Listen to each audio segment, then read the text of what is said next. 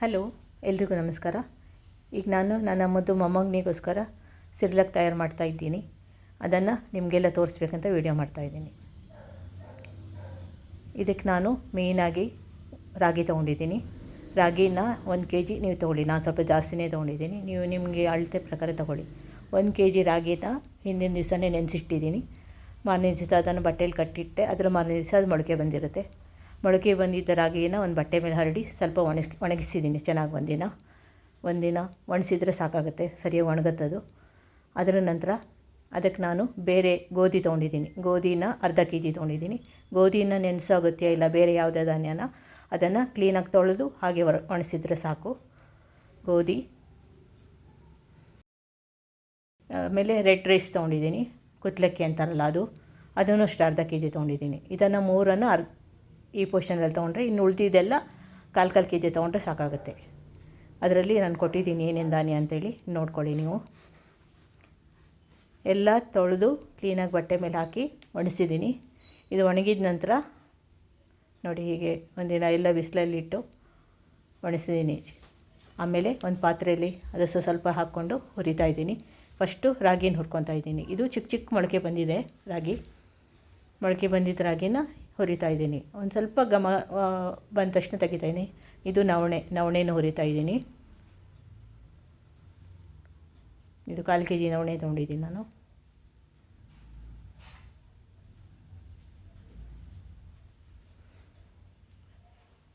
ಇದು ಗೋಧಿ, ಹೆಸರು ಕಾಳನ್ನು ಹೀಗೆ ಹುರ್ಕೊಬೇಕು. ಇದು ಕಾಲು kg ತೊಗೊಂಡಿದ್ದೀನಿ. ಈ ಪೋರ್ಷನಲ್ಲಿ ನೀವು ತೊಗೊಳ್ಬೇಕಾಗುತ್ತೆ ಎಲ್ಲ. ಆಮೇಲೆ ಇದು ಮಿಕ್ಸ್ ಮಾಡಿದ್ದೀನಿ ಧಾನ್ಯ, ಅದು ಪ್ಯಾಕೆಟ್ ಸಿಗುತ್ತಲ್ಲ ಅದು. ಇದರಲ್ಲಿ ಮಸೂರ್ ದಾಲ್ ಇದೆ, ಕಡಲೆಬೇಳೆ ಇದೆ, ಆಮೇಲೆ ಇದು ಗೋಧಿ ಅರ್ಧ kg ತೊಗೊಂಡಿದ್ದೀನಿ. ಇದನ್ನು ಹುರಿತಾ ಇದ್ದೀನಿ.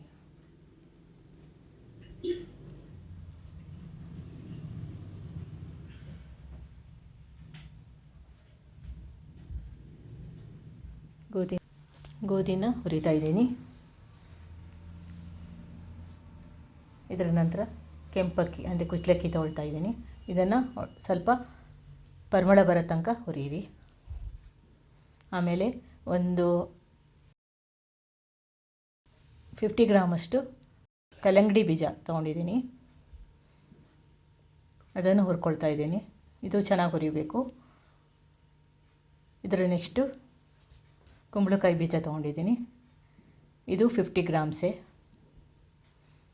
ಇದನ್ನು ಒಳ್ಳೆ ಪರಿಮಳ ಬರೋ ತನಕ ಘಮ ಅಂತ ಅನ್ನೋ ತನಕ ಹುರಿಬೇಕು.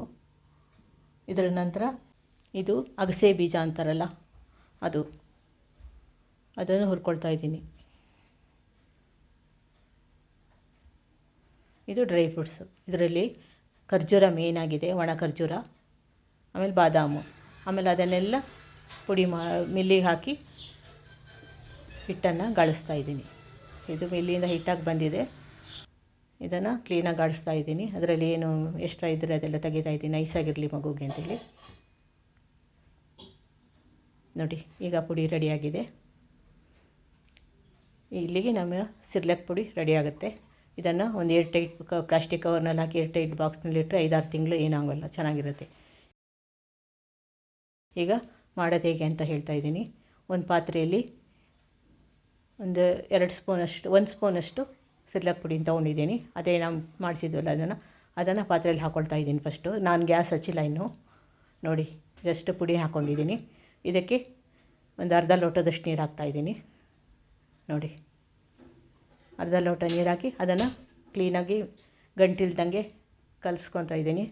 ಗಂಟೇನೂ ಇರಬಾರ್ದು, ಹಾಗೆ ಕಲಿಸ್ಕೊಂಡು ಇಟ್ಕೊಂಡಿದ್ದೀನಿ. ಆಮೇಲೆ ಗ್ಯಾಸ್ ಹಚ್ಚಿ ಒಂದು ಕುದಿ ಬರೆಸಿದರೆ ಸಾಕಾಗುತ್ತೆ. ಇದು ಸ್ವಲ್ಪ ಗಟ್ಟಿ ಅನಿಸಿದರೆ ಇದಕ್ಕೆ ನೀವು ಬೇಕಾದ್ರೆ ಹಾಲಾದ್ರೂ ಹಾಕಿ ಮಗುನ ತಿನ್ನಿಸ್ಬೋದು. ಸ್ವಲ್ಪ ಬೆಲ್ಲ ಅಥವಾ ಸಕ್ಕರೆ ಏನು ಬೇಕಾದ್ರೂ ಹಾಕ್ಬೋದು. ಚಿಕ್ಕ ಮಕ್ಕಳಿಗೆ ಏನೂ ಹಾಕಲ್ಲ, ಹಾಗೆ ತಿನ್ನಿಸ್ಬೋದು, ಚೆನ್ನಾಗಿರುತ್ತೆ. ಆಮೇಲೆ ಇದು ಮಕ್ಕಳಿಗಷ್ಟೇ ಅಲ್ಲದೆ ದೊಡ್ಡವ್ರ ಸಮೇತ ತಿನ್ಬೋದು. ಈಗ ಮಕ್ಕಳು PGಲಿ ಹಾಸ್ಟೆಲಲ್ಲಿ ಹೊರಗಡೆ ವರ್ಕ್ ಮಾಡ್ತಾ ಇರ್ತಾರೆ. ಅವರಿಗೆ ನ್ಯೂಟ್ರಿಷನ್ ಬೇಕಂದರೆ ಈ ಥರ ಪುಡಿಯನ್ನು ಅವ್ರು ಇದೇ ಥರ ಮಾಲ್ಟ್ ಥರ ಮಾಡ್ಕೊಂಡು ಕುಡಿಬೋದು. ಮಜ್ಜಿಗೆ ಹಾಕಿ ಅಂಬ್ಲಿ ಥರನೂ ಮಾಡ್ಕೊಂಡು ಕುಡಿಬೋದು. ತುಂಬ ಆರೋಗ್ಯವಾಗಿರುತ್ತೆ, ಹಿತನೂ ಇರುತ್ತೆ, ಚೆನ್ನಾಗೂ ಇರುತ್ತೆ. ಮಕ್ಕಳಿಂದ ಹಿಡಿದು ದೊಡ್ಡವ್ರ ತನಕ ಪ್ರತಿಯೊಬ್ಬರು ಇದನ್ನು ಯೂಸ್ ಮಾಡ್ಬೋದು. ನೋಡಿ, ಹೀಗೆ ಕುದಿಸಿದರೆ ನಮ್ಮ ಬೇಬಿ ಸಿರ್ಲಾಕ್ ರೆಡಿ ಆಗುತ್ತೆ. ಇದು ನನ್ನ ಮೊಮ್ಮಗುಗೂ ಇಷ್ಟ ಆಗುತ್ತೆ ಅಂತ ನಾನು ತಿಳ್ಕೊತೀನಿ.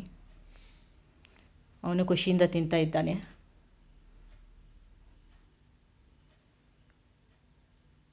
ನೀವು ನಿಮ್ಮ ಮಕ್ಕಳಿಗೆ ಇದನ್ನು ಮಾಡಿಕೊಡಿ. ಬರೀ ಮಕ್ಕಳಿಗೆಲ್ಲ, ದೊಡ್ಡವರಿಗೆ ಸಮೇತ ಹೇಳಿದ್ನೆಲ್ಲ, ಹೊರಗಡೆ ಇರೋ ಮಕ್ಕಳಿಗೆ ನೀವು ಮಾಡಿಕೊಡ್ಬೋದು.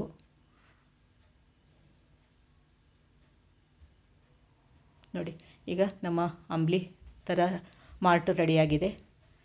ಇದನ್ನು ದೊಡ್ಡವ್ರು ಬೇಕಾದ್ರೆ ಮಜ್ಜಿಗೆ ಹಾಕ್ಕೊಂಡು ಕುಡಿದ್ರೆ ಮಾಲ್ಟ್ ಥರ ಆಗುತ್ತೆ, ಅಂಬ್ಲಿ ಆಗುತ್ತೆ. ಸಕ್ಕರೆ ಅಥವಾ ಬೆಲ್ಲ ಹಾಕ್ಕೊಂಡ್ರೆ ಮಾಲ್ಟ್ ಆಗುತ್ತೆ.